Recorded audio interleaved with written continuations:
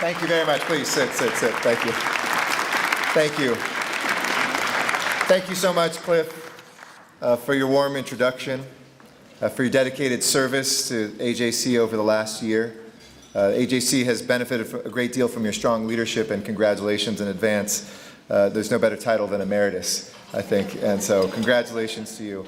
And congratulations also to Dean Schramm for your incoming leadership. He'll take the reins of the AJC. I've known Dean for a long time. He has the toughest job around, which is also to be a political spouse, which I know as somebody who lives this life, that it is perhaps the most difficult, most heartfelt job you can have. But he's a hell of a cook, a great leader, and I know you're going to do a great job. So I wish you a successful and productive year as well. Let me also recognize Judy Kaufman, who you'll be hearing from later in the program, for her dedicated service to the AJC and the expression of the human soul, so beautifully said in so many different ways. And just reading through some of the poems that are on our tables touched me, and I want to congratulate her and thank her for this honoring that AJC is doing of her. And I want to thank my friend Mark Diamond, and I was joking at the table, it's good to have a rabbi as the head of the AJC because you don't have to pay twice to get the blessing of the bread. But he is somebody who, alongside whom I have fought for a more just and equal city. The words, Cliff, that you said and the word that you said to speak out against bigotry, intolerance, you know, we have to be honest, as Jews, this comes from somebody in our own community.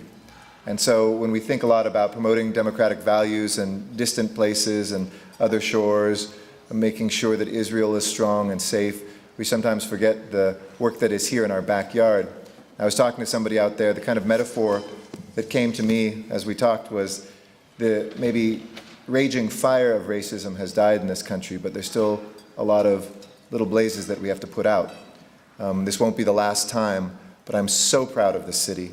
I'm so proud of the NBA, of the Clippers players and the coach and the organization, and most of all this country, because what we all said collectively was there was no wiggle room here. There was no space to hedge your bets. This was wrong. We were all going to speak out together, and this good first step that it was taken yesterday by Commissioner Silver, also one of our own, really speaks volumes about how far we've come as a country. Let me start yes, absolutely. Let me start my official remarks by first thanking you for this opportunity to address everybody. This is probably the largest nonprofit board in the universe, and it says a lot that people are willing to serve and give of themselves to the mission, which is both here and far away, to make sure that Israel is strong, to make sure that America is strong, to make sure that we as individuals are strong. You know, in the Talmud, it says that there are three parts of kind of our relationship in our lives. One is God's relationship with us, given in the Torah. Second is our relationship back with God through prayer.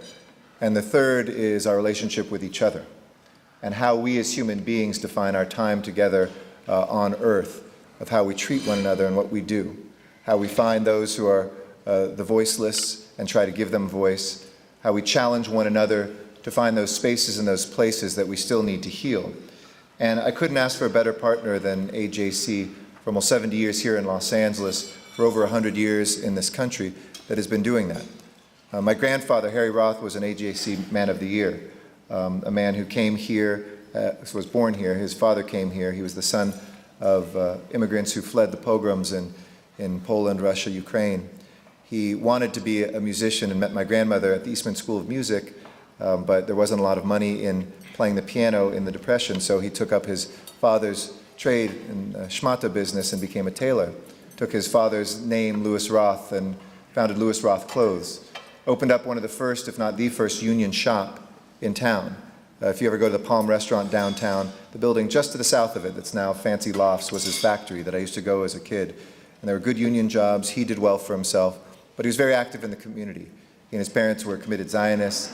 He too was not just active with the AJC and the Federation, but also with ACLU. And he was very lucky in his life to have such success that one of his clients here, Jack Valenti, became the President of the United States assistant, President Johnson, after President Kennedy's assassination. And Valenti looked at President Johnson, his terrible fitting suit, and said, "You look like a schlub. I know this guy out in Los Angeles who can make you a nice suit." And my grandfather became a tailor to the President of the United States of America, a generation after his parents had come here as immigrants. And the story could end there, but we have these moments where, like yesterday, like this week, we're all called upon. And there's easy ways, there's ways of accommodating and giving language that can try to smooth things out, or there's moments of confrontation for ourselves and for our communities, our city, and our country. For my grandfather, that came when he opposed the Vietnam War and saw Americans and Vietnamese dying. Knowing he was the president's tailor, he felt himself to be in a predicament because he wanted to speak out and speak up, but he also knew that the greatest honor you could ever have as a tailor, the best client you could ever wish for, he would probably lose. So it was either stay silent and keep the president as his client or speak out and lose him. It wasn't a tough choice. He spoke out, and he and my grandmother took out full-page ads in the New York Times saying, don't run for re-election in 1968 and get out of Vietnam, and we'll even, I guess you could do things like this back then, send you a check for retirement. And it made national news. It was something that pushed forward a peace agenda, and it was one of the reasons he was honored by this organization at the time. It's true that I spent my lifetime in the Valley, Cliff, and we have many more similarities than just that. We're both Jewish, we love the AJC, we have wonderful wives who are also incredible chefs, you know, we like land use, all sorts of things. We could go on and on. You're a snappy dresser. But the Valley for me, and this pass, which in so many ways was kind of the link between my orbit in my childhood, represented at the time a place of great openness, of great fluidity. Maybe it was because we didn't have the traffic we have today. We literally could get everywhere in 20 minutes, but that was a metaphor for what Los Angeles was. You could become anything in 20 minutes or 2 years. You could reinvent who you were. It didn't matter where you came from. You weren't defined by those things. It mattered what your destination was. And the destination for this city was always committed to some underlying values and principles of justice, of opportunity, of being a porous city in which the barriers to entry and to success were about as low as they could be, where this in some ways was the most American of cities, the embodiment of what this country says it's about, but sometimes has fallen short at. And so for me as your mayor now, I'm focused on those very basic things underlined by the very strong values that I know are represented in this room. To make sure that City Hall works, that it returns your phone calls, that we do the basic things like balance a budget, pave your streets, make sure that the things that don't make headlines actually move your lives and the quality of your life forward. But we're underpinned by 4 values as well, and 4 goals for the city of making this the safest city in America, the most prosperous city in America, the most livable city in America, and the best run city in America. And in doing that, for me, I cannot do that as one mayor. I want to inspire 4 million, indeed maybe 10 million in the metropolitan area to do that together. When we see great statistics that unemployment is down 2% in the last 10 months, that we have the safest city since 1949 in terms of violent crime per capita, when we see a record number of tourists coming to Los Angeles, a tech company starting every 40 hours here. After Silicon Valley and Tel Aviv, we're number 3 in the world for startups, the most entrepreneurial population ever assembled, more high-wage jobs being created than low-wage jobs. Well, that's a pretty rosy picture. But then flip that over, and we still have the worst traffic in America, the homeless capital of this country, a place in which poverty is going up even as we create high-wage jobs. How do we build bridges between that prosperity and that promise and the peril and the problems that we face? I know this room can do that. I know we can do it because we've always done it in this city. We found ways that justice isn't just a slogan, but this summer, as I push forward something that's a key part of my administration called the Summer of Success, to take those young people who, when you square those 2 statistics, more high-wage jobs but more poverty, how do you explain that? It's because the young people growing up here aren't getting those jobs.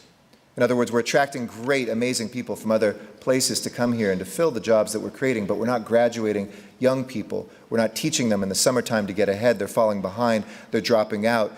We have right now nearly 80,000 young people who luckily are not in prison or jail. They're not in school, and they don't have a job. They're just floating. And it's up to us to make sure that those folks are brought back into a pathway of success. So in the summertime, we're going to give them 10,000 summer youth jobs. And any of you who would like to join us, who can take a kid or 2 or 5 or 10 this summer and give them 2 months of work experience with the city supplementing that with the life skills they need to succeed, and a summer of learning, a program where you can take classes to earn digital badges, almost like the Boy Scouts and Girl Scouts used to get merit badges. Well, the new ones are going to be digital, and a digital resume that the city will keep for these young people, where they learn the value of work, math skills, how to become an electrician, computer coding, those things that after 2 or 3 summers here in LA, we'll be an example now for America and the world of that pathway to success. They'll graduate with a digital resume they can take to an employer, to their teachers when they start school, or for a college application. When we look at the homeless that are in this city, how can we be a city with such a roaring real estate market and so many people that are sleeping on the street, many of them veterans, and we must end veterans' homelessness, a goal probably we'll be announcing shortly, the timeline of how we can do that as a first step onto eventually eliminating homelessness altogether in this city. We have people who have fought for this country, who have worn our nation's uniform, who sleep on our streets, or whose home is a storage unit in the middle of our city. And when we think about our success for the future, we have so many ingredients. I'm not the mayor of a town that this winter was 20 degrees below zero. I'm not the mayor of a town that's landlocked or doesn't have an airport or a great port, that doesn't have amazing institutions like this one, or academic institutions, 3 top 25 universities in a single city. And we're hearing some stirrings just in the last few days that Speaker Boehner may allow an open vote sometime this year. We know we have enough votes from Republicans and Democrats alike to be able to fully integrate in those in a town where 1/3 of the people were born in another country, a place where over 225 languages are spoken in 150 countries of origins, the consuls general who embody probably our greatest strength, which is our diversity, but if we push it to the shadows, it certainly isn't a strength. We want people to pay taxes. We want people to be able to get college scholarships. We want people to get good-paying jobs. And it is on us if we can't figure out a route forward, an American route forward. And the Jewish voice in this is critical, because for all of us, we would not be here were it not for the immigration that our fathers and mothers and grandfathers and grandmothers and great-grandfathers and great-grandmothers came to this country with, fleeing things, some of the most horrific events of humankind that brought our people here. Our successes that we've enjoyed must come with a sense of responsibility that the AJC so beautifully articulates and embodies. So I will continue to be a voice as your mayor at the national level with other mayors. I got all 10 of the big city mayors in California to sign on to this. I'm working with the 16 mayors of big cities that were sworn in last year to make sure this is a nonpartisan or a bipartisan or a tripartisan issue, that this is an American issue once again.